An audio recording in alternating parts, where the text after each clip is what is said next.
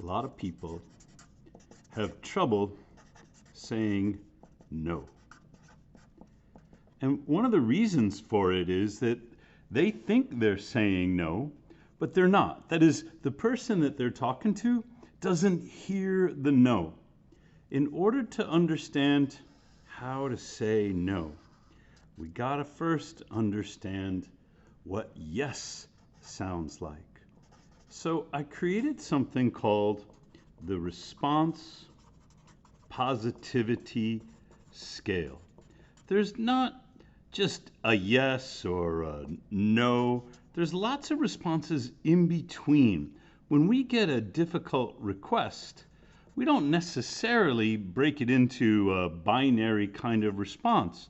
There can be negotiating, there can be uncertainty in the middle. So I'm doing this video to diagram for you the most positive to the most negative responses so you know where you fall and you can choose your response, including no, consciously. When you get a difficult request, the most positive thing you can say is yes and. If I'm asking my daughter to go make me a cup of coffee, she might say, yes, and I'll bring you the cream. When you add to the request, it's the most positive thing you can do.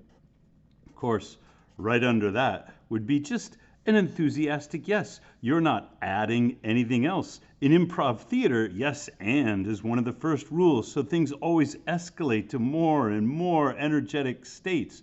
But when you get a difficult request, it's okay to just say yes. After yes and yes comes yes if. Call this a contingent yes. So over here we have enthusiastic yeses, but here we have a contingent yes. That means it's conditional. Yes, if. I might ask my daughter for a cup of coffee and she'll say, yes, if you'll put away my book, or yes, if you'll clean the coffee cup. There might be some condition or contingency. She'll put a condition on her yes, and this allows us a little bit of negotiating room. Of course, I could reciprocate by meeting her condition and get my request met. And these are all of the responses that sound or that start with yes, and that's why they're the most positive. However, another way of saying yes that sounds like no is to say no, but I will. In this case, it's a counter offer. You're not saying yes to the request. It sounds like you're saying no, but when you make a counter offer, daughter, will you go get me a cup of coffee? No, but I will bring you a cup of tea. Perhaps she's making one for herself and she'd like to offer me one because it's no trouble for her to make another. It sounds like we're saying no, but what we're really doing is saying yes to something else. Here's another. No unless. No unless sounds like you're saying no, but you're not. No unless is a lot like a yes if, but it's more negative. In this case, it's a contingent no. When you say no unless, you're not just placing a condition on a yes, you're saying it's more of an ultimatum. You're saying you must do this thing or I will not grant your request. And so although it sounds like yes if, it is a contingent response, I've placed it lower on the negativity scale because no unless sounds more like an ultimatum than it does a yes. Here we get the penultimate no. And people think when they say no because, they think they're saying no, and they're not. Because when you say because and you give this reason, you're actually creating another contingent no.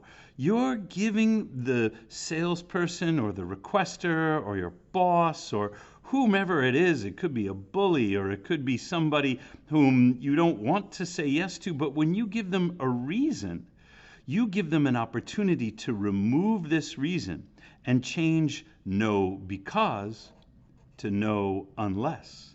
And when you give them no unless, you give them an opportunity to change no unless to no but I will. And when you give them no but I will, you give them an opportunity to change no but I will. And you see how this is going. No because leaves open the possibility of negotiation that would move you up to something which you'd be more positive with. Now, that's not necessarily a bad thing. If you're willing to negotiate, no because leaves that negotiating open. But when you're not, when it's time to say no, and there is nothing left to negotiate, you need only say no thank you. There is no reason. There is no counter offer. There is no contingency. There is no wiggle room. But people will still sometimes press you when you say no thank you. And it's helpful to have a rejoinder for when people say, why not? Why not is an attempt to get you from no thank you up to no because. And once they've got you to no because, well, you see how that goes. The next thing you know, you might be at yes. You know that someone's trying to move you from a yes if to a yes when they say, is there anything I can do to get you to buy today? Is there anything that would stop you from saying yes right now? No thank you often is followed by this coercive why not? And I find that it's helpful to say something like, I couldn't possibly.